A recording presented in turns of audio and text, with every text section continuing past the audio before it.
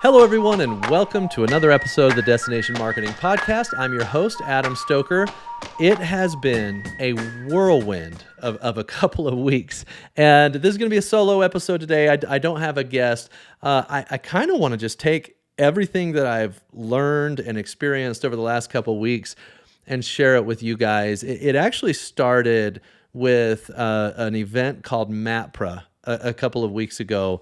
It was in Reading, Pennsylvania, which, by the way, I learned as I was preparing for this that I've been playing Monopoly all wrong my entire life because I've always called it the Reading Railroad. And I found out that Reading, Pennsylvania, even though it's spelled like you would interpret reading, it's Reading. And so in the game Monopoly, it's actually the Reading Railroad. I learned that on my trip to Pennsylvania. I was able to meet with a couple of different groups in Pennsylvania. The first day of the event, I was speaking to just DMOs, and we talked about the importance of being willing to take a risk, the importance of trying something different. We also talked about the difference between a challenger destination and an incumbent destination, and I think that's a really, really important concept for everybody to understand, because I think we actually have an issue since we have a tendency to copy what successful organizations are doing in this space. The problem with that is that the incumbent destinations need to market differently than the challenger. And so one of the things that we talked about is, well, if the incumbent is playing defense, which means they're protecting their market share, you as a challenger destination who may be less funded or who may not have the size of destination driver like a beach or some massive asset, you need to market differently. You need to play offense. And so we talked about the difference between playing offense and defense from a marketing perspective. And I thought that was a really fun discussion that I was able to have with the people of MatPra, which is kind of the mid-Atlantic area in the Northeast. I also got to meet some incredible people at that event and have a lot of fun. I even was able to throw out the first pitch at a minor league baseball game for the Fighting Phils. And that's definitely something I can check off my bucket list, to be able to throw out the first pitch at a I guess it is professional, but a minor league baseball game.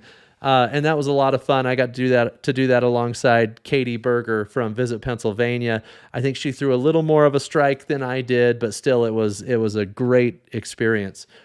The next day, I spoke to the same group, but they added in, they do a networking event between content creators, journalists, other travel writers and media professionals, and they bring them together with the DMOs. So the DMOs were in the room, but then we also added in this layer of all these writers, content creators, journalists, and we talked about where content creation is going. We talked about the difference between an influencer and a content creator. We talked about how influencers are trending downward, traditional influencers, and content creators are trending upward, and how the better brand partnerships right now are happening with content creators. So that was a really fun and interesting discussion. I came home for 2 days, and then I flew out to Phoenix for kind of the next phase of my travels. And before I get into what the Phoenix experience was like, I want to tell you guys just a little bit of a story. I've become good friends with Scott Peacock, who runs the marketing for Visit North Carolina. And Scott sent me a message several months ago, and he said, "Hey, when are you going to create the non-conference conference where we actually get to have meaningful discussions and you can kind of help us moderate that?"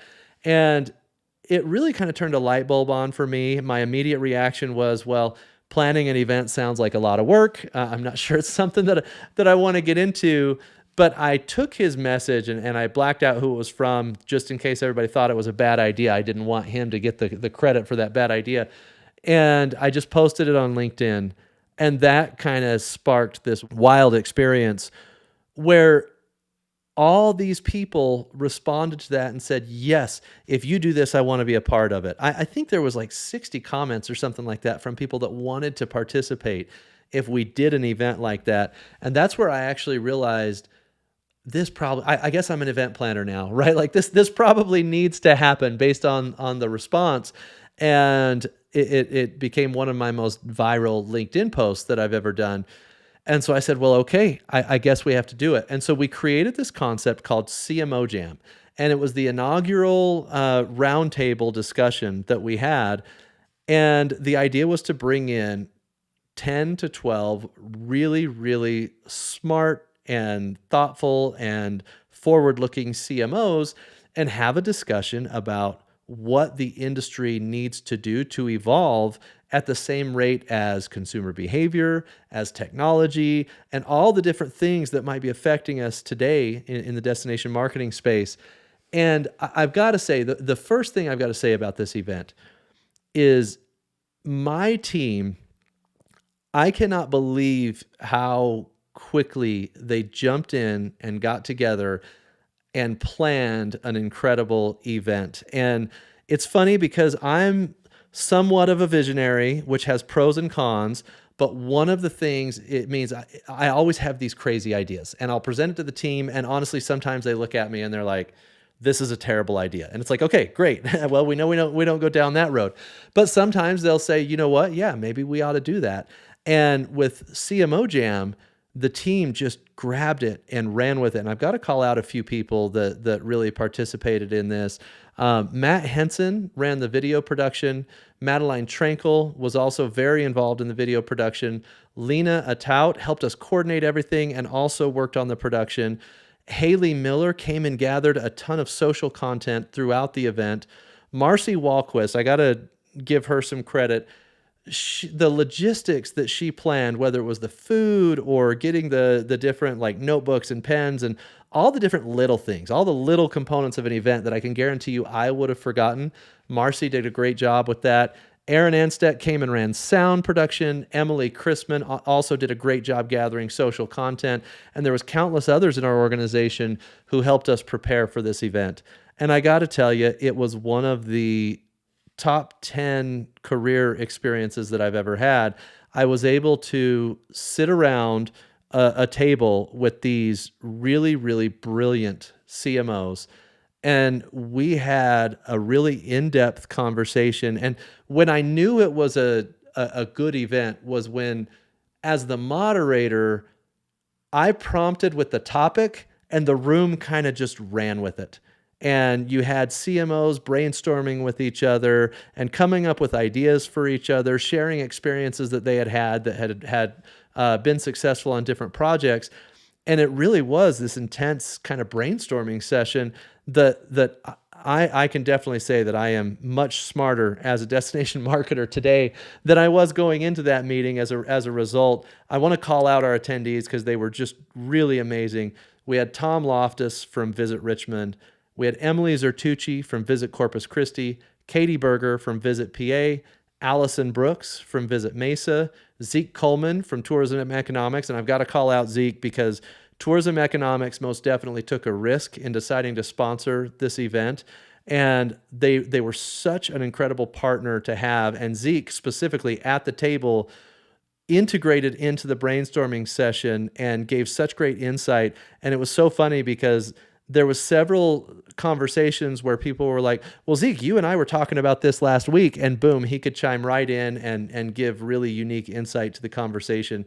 So Zeke was a really important addition, and I really appreciate Tourism Economics being willing to get involved and partner on this event.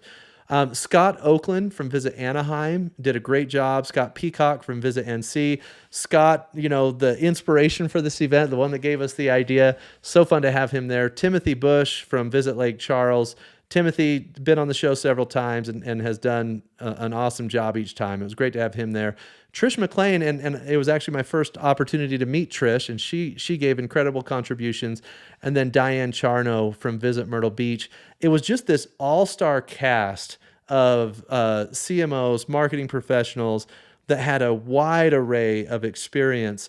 And we went through topics like the current state of the industry, how AI is affecting the CMO's role, and how marketing teams need to prepare for AI. We talked about the career track and how it's changing because of AI in the destination space.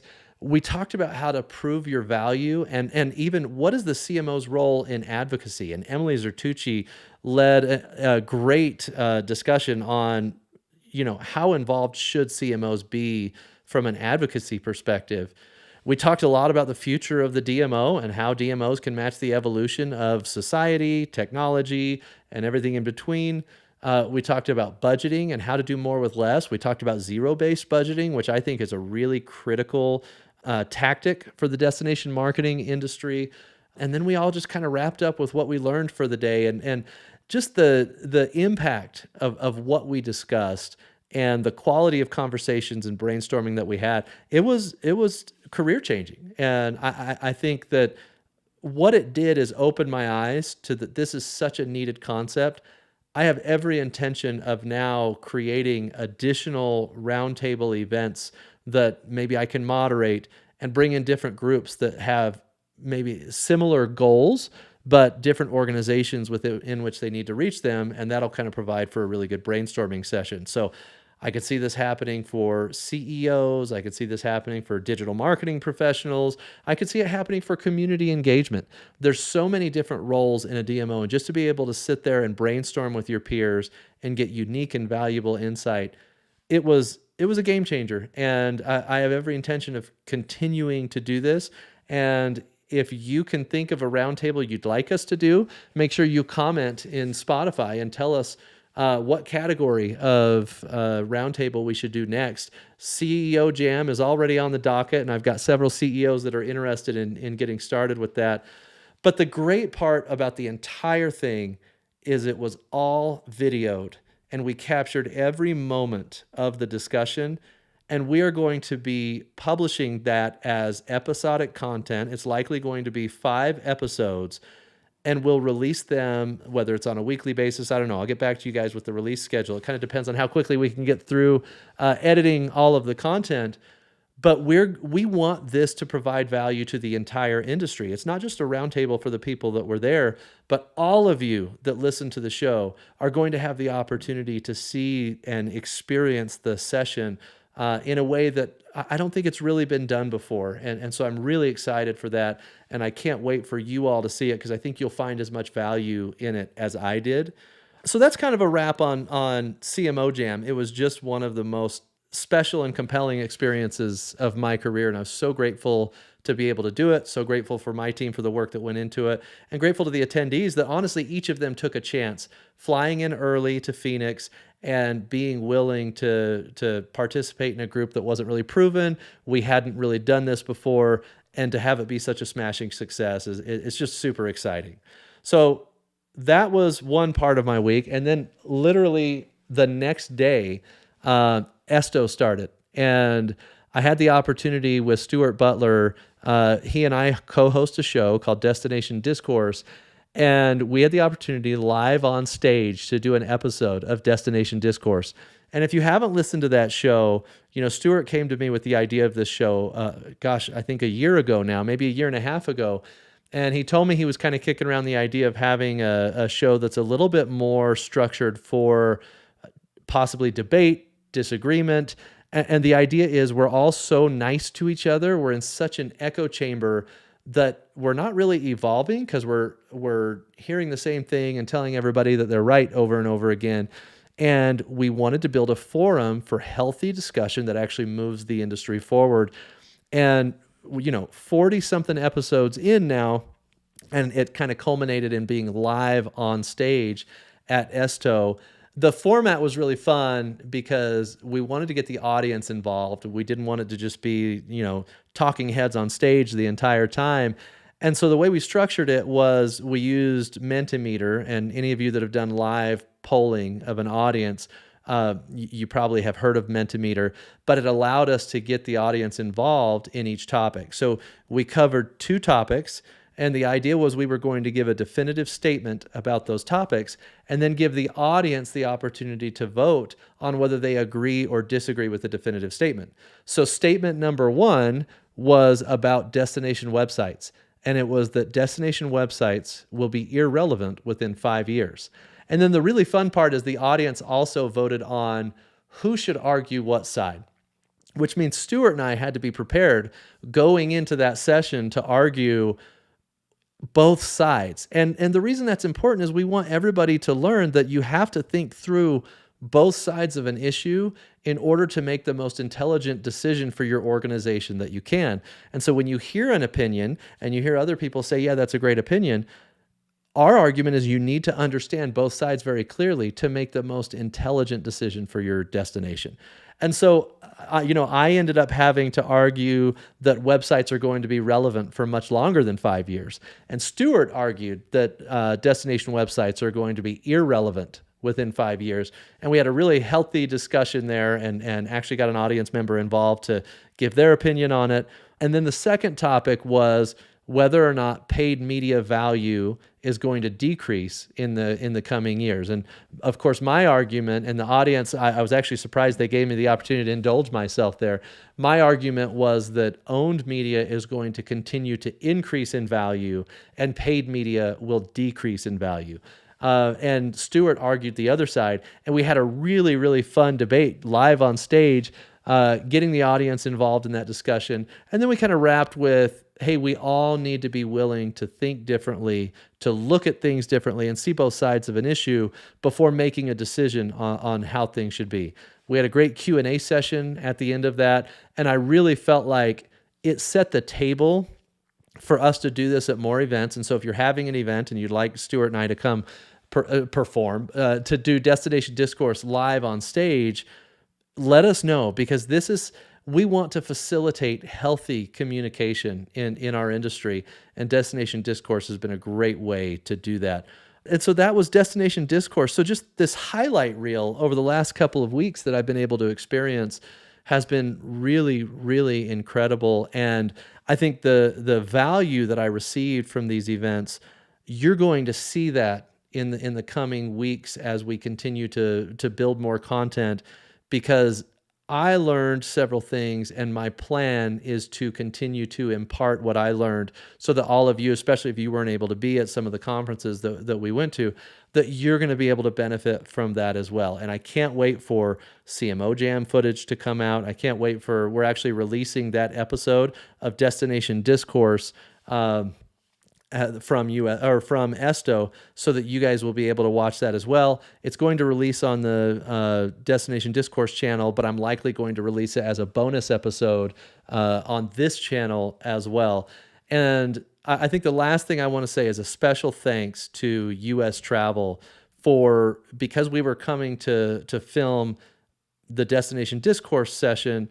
US Travel also had my team capture a couple of other sessions at ESTO, and I'm really excited for that, because I believe that every event, every organization, the value of an event is the content that happens at the event. And if you want to demonstrate the value, you need to give a taste of the content. And you can't do that unless you actually capture it. So if there's any event producers out there listening, any conferences, all these different associations, I hope that you hear this and go, you know what, we're going to capture the content of our event. And US Travel did an incredible job of taking the lead on that, and I can't wait to release that content to you all as well. That content that we captured will be released through US Travel, and I can't speak to exactly how that will be distributed. But again, just the fact that they're willing to capture that content and use it to continue to perpetuate and promote the event, I think it's a really smart thing. And I think every destination, if you're having conferences, if you're having events, even if you do a stakeholder event where you're talking about the value you bring to the destination. I know Myrtle Beach in National Travel and Tourism Week every year does a big event with all their stakeholders. Capture that through video so that you can continue to provide that value over time. I hope everybody that's listening that does events is thinking about that a little bit differently now.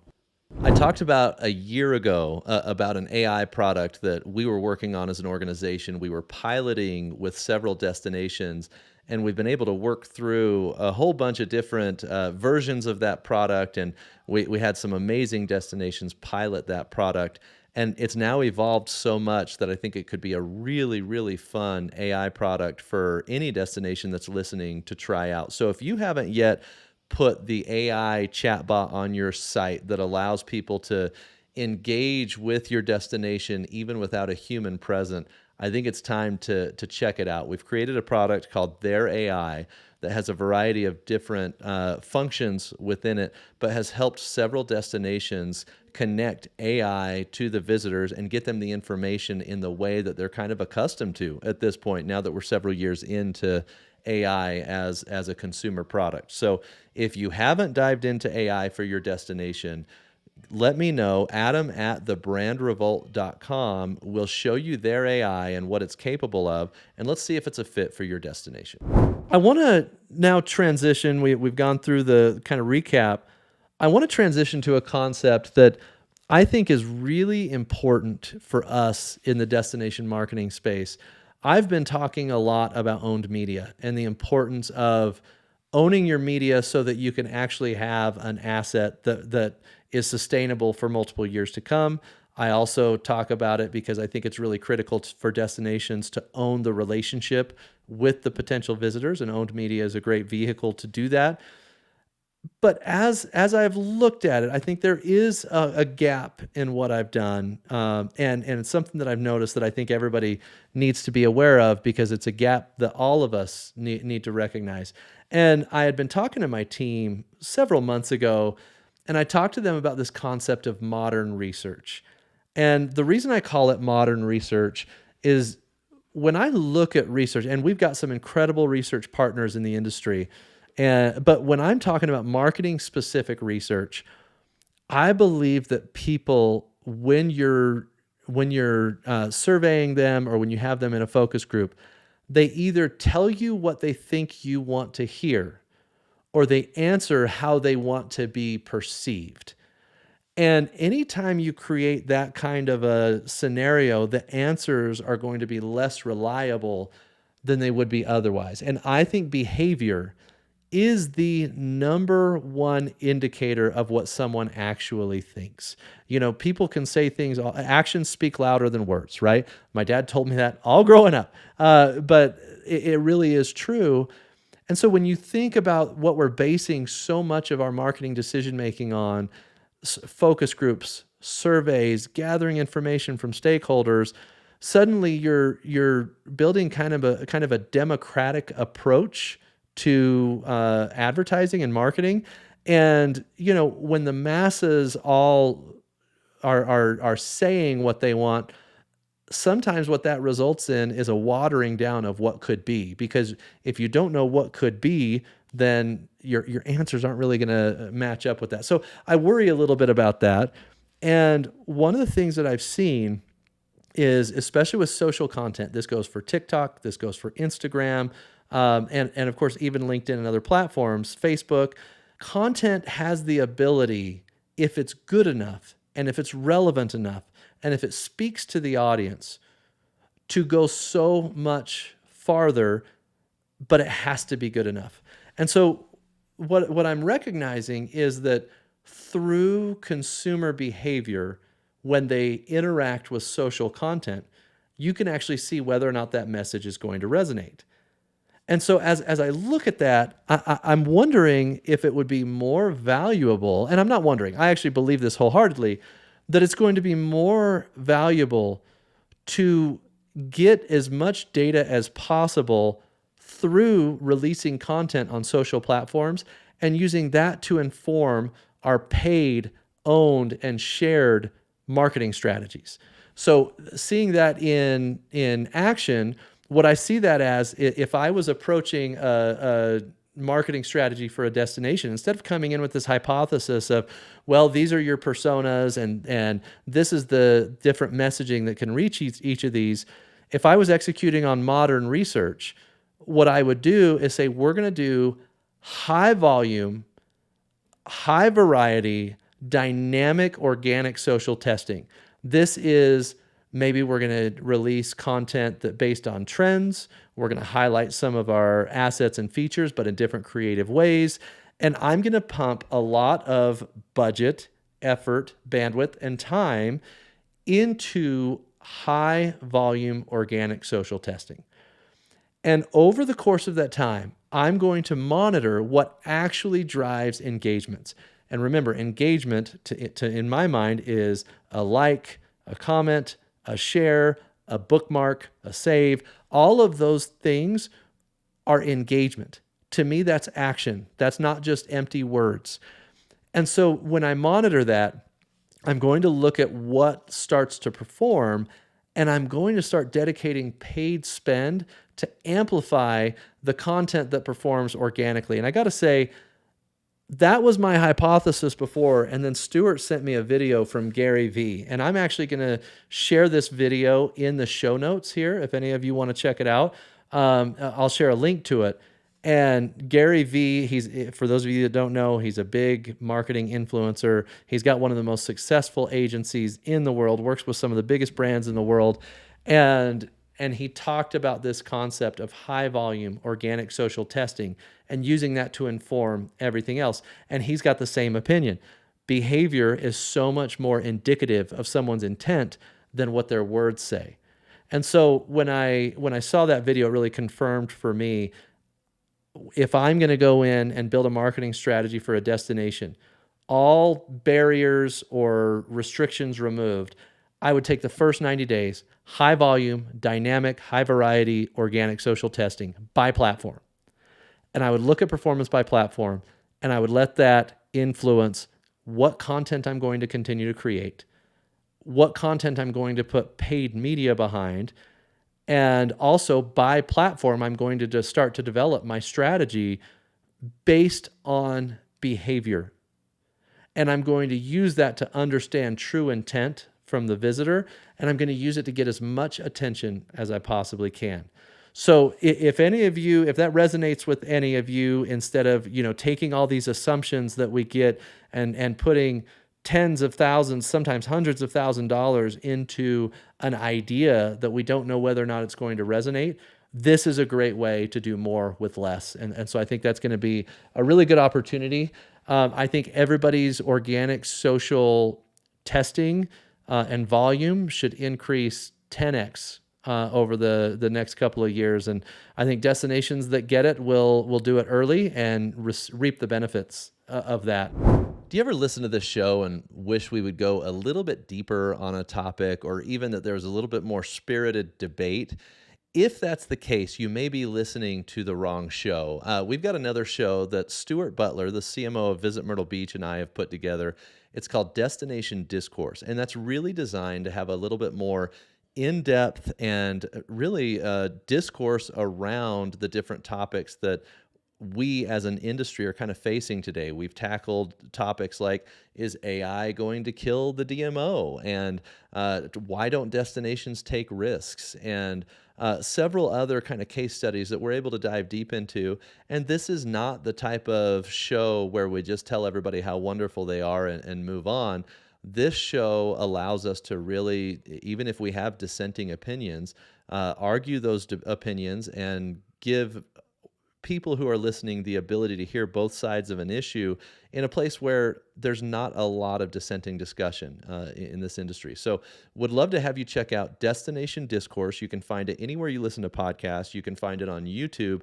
It's made me smarter as a destination marketer, and I think it will you too. So make sure you check it out, Destination Discourse, wherever you consume content. Lastly, I want to talk a little bit about, I can't believe it because I never thought I'd get here, but our 400th episode of the Destination Marketing Podcast is coming up. And, I didn't know I'd get to 100 episodes, much less 400 episodes. And my team thought it would be really fun to celebrate our 400th episode as a big milestone, to do a live AMA where all of you that have listened to the show, we're either going to do it live on LinkedIn or YouTube. We're deciding which platform to do that on. And we're recording that 400th episode on the 3rd of September. And we're going to post the specific details of that in the show notes as well, so that you guys can look at the actual details. We'll also promote it and do some posts about it. But want to do a live 2-hour session where any of you that have questions can ask me anything, and I'll answer just about anything. So for those of you that have been following along for a long time, I think it would be really fun to be able to interact directly with you. And we're going to publish that whole thing as our 400th episode. So if you found value in the show, if you've enjoyed the content that we've been putting out all these years, I would love to have you attend that Q&A session and be able to speak with each of you individually and react to some of your thoughts and opinions, maybe reactions to some of the things that I've said here on the show. I think it could be a really, really fun thing. And I hope you'll join me and be a part of that discussion, because I'm really looking forward to it. And I'm really proud that we've reached 400 episodes. Again, I never thought we would do that, and pretty amazing that we're sitting here planning our 400th episode. So all I can say is thank you to all of you. Thank you to everybody who participated in CMO Jam. Thank you to my team for their participation in it. Thank you to US Travel and ESTO for allowing us to be on stage for Destination Discourse. Thank you to MatPra for hosting me on such an amazing event that we had out in Pennsylvania. And again, thank you to all of you. It's so wonderful to be able to do this every week. It's the part of my job I look forward to the most. I hope you enjoyed this episode. And again, please don't forget to leave us a rating or a review. It helps us continue to bring you what I hope is incredible content that helps you progress in your career and move our industry forward. Thanks, everybody, and have a great week.